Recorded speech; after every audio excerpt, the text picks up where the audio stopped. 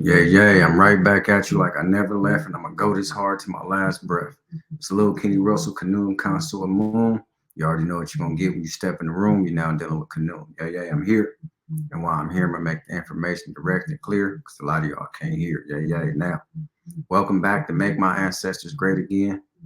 This is My Thoughts 89. And today I want to give my thoughts on a gentleman named Paul Jennings Hill.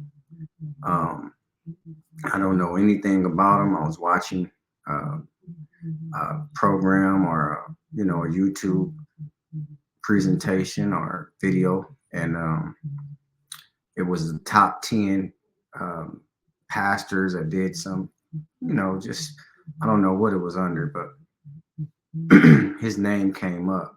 So I want to give my thoughts and my opinions on what he's attempting to do, and why religion is very scary. I don't own the video.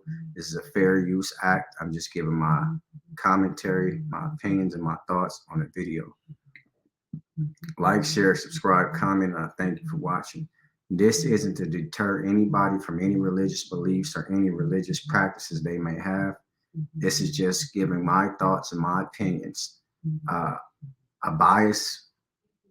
non-biased, opinion, because I don't care if you Islamic man, a Christian man, a Hindu, a Buddha, Voodoo. I don't care about any of that stuff because I'm outside of religion. So I don't favor one religion to the other so they can say, oh, he's more of an Islamic man, so he favors Islam. No, I'm not into religion, number one.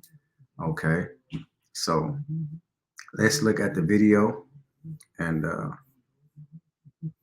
I'll give my thoughts on it. Paul Jennings Hill. Sometimes people take their beliefs way too far, and Paul Jennings Hill is the perfect example of this. As a minister in the small town of Pensacola, Florida, with a beautiful wife and 3 kids, Hill had the textbook definition of a cookie-cutter perfect life. But sometimes he took his preachings a little too far, and one day, off the deep end. You see, Hill was a well-known anti-abortion extremist, even making multiple television appearances where he said so-called defensive action must be taken against those who provide abortions. Shortly after these appearances, the Orthodox Presbyterian Church excommunicated him for his unholy activism. A year later, in 1994, Hill took his beliefs and turned them into actions. He walked into an abortion clinic in his town named the Ladies Center. One of the doctors at the clinic and his bodyguard, John Britton and James H. Barrett, were the first Hill spotted. He opened fire on the 2 of them with a shotgun at close range, killing them both. The bodyguard's wife, June, was also nearby and wounded. Luckily, she survived the attack. Once he finished what he intended to do, Hill simply waited for police to arrive and arrest him. The excommunicated minister received the death penalty for his crimes against humanity, but he felt no remorse. While waiting on death row for 10 years, he once told the media that a great reward in heaven awaited him. On September 3, 2003, Hill was executed by lethal injection, a fitting end for a sick, misguided man. Okay, that's the video about Paul Jennings Hill. Okay, I don't know anything about him. He's from Pensacola, Florida. I believe Roy Jones Jr., the great boxer, he's out of Pensacola. That's about all I know about Pensacola. I'm not from Florida. I don't know. It was a Presbyterian Baptist or something. It said Presbyterian guy. This is a shame, a damn shame at that. This gentleman took it to his mind. First of all, he got his beliefs from a book.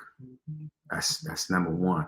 And every other religion on the planet does the same thing. He received his doctrine from a book.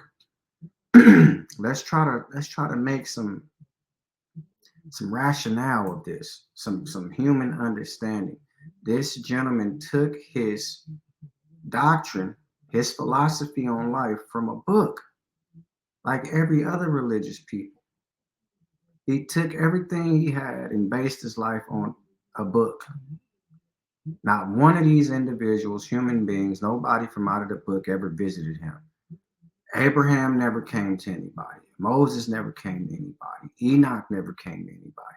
Ezekiel, Isaiah, none of these people have never walked up and said, hey, do it like this. Paul. So you got your doctrine from a book, and he's trying to live his life, his philosophy based on that book. He's trying to live it in the physical world. Every time you do that, you're going to fail. Okay. And this is the exact same principles that they have in Islam. Why am I saying that? This man believed after he murdered somebody, he did this in 1994, and in 2003, roughly almost 10 years later, 9 years later, he was executed. But he told the people before his lethal injection, should have got his ass whooped to death. Excuse my language, but that's what he should have got. Get your ass. And they should have whooped him until he died, succumbed to his ass whooping wounds. That's just my opinion. These are my opinions and my thoughts. Okay.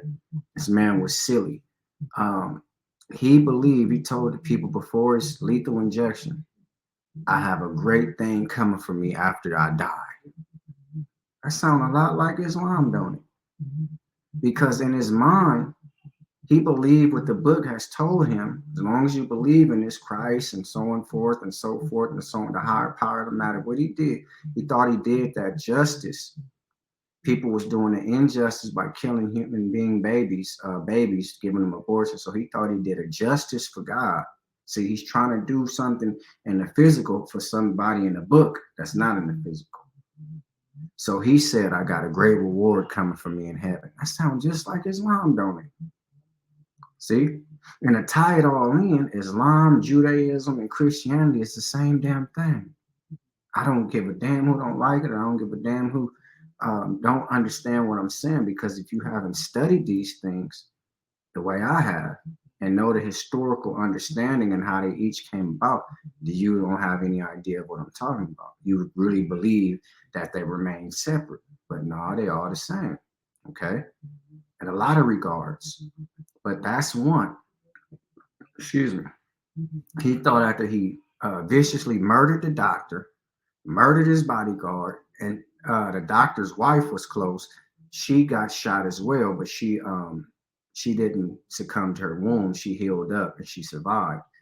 He thought that after he murdered human beings because of a book, that he would get a great reward in heaven. And this is like Dave Chappelle had a little thing on one of his shows, said when keeping it real goes wrong. See, this is something along the line of that. When believing in religion backfires. You hear me? Okay. So that's my thoughts on the video. This is silly. This is some of the dumbest stuff I've ever seen, but this is people beliefs. They get their philosophy. They get their whole way of life, the way they walk from a damn book. It's Lil Kenny Russell, Kanoom, Consort Moon. You already know what you're going to get when you step in the room. You're now dealing with Kanoom. This is what I do, and I love to do it. And before I take back what I said, I add some more to it. This gentleman is just one of many. I heard a story about a gentleman, his family, they did it for years. He did it before his father did it before him, and his son did it. They would bring live snakes in because it has a silly scripture in the Bible that said if you get bit by a snake, never go to the hospital because you can be healed up by this Lord. This is the book now. And the gentleman died. He let the snake in. He got bit because he wanted to live they do this over and over. They're telling people how the book is real. And they did it for 100 and some years through 3 generations. And the damn man died in church after he got bit by the venomous snake. He died. So he got his wish. It was a silly one, but he was granted his wish. He died. Nobody came out the book. No Lord came out the book and stopped him from dying. Like, share, subscribe, comment, and I thank you for watching.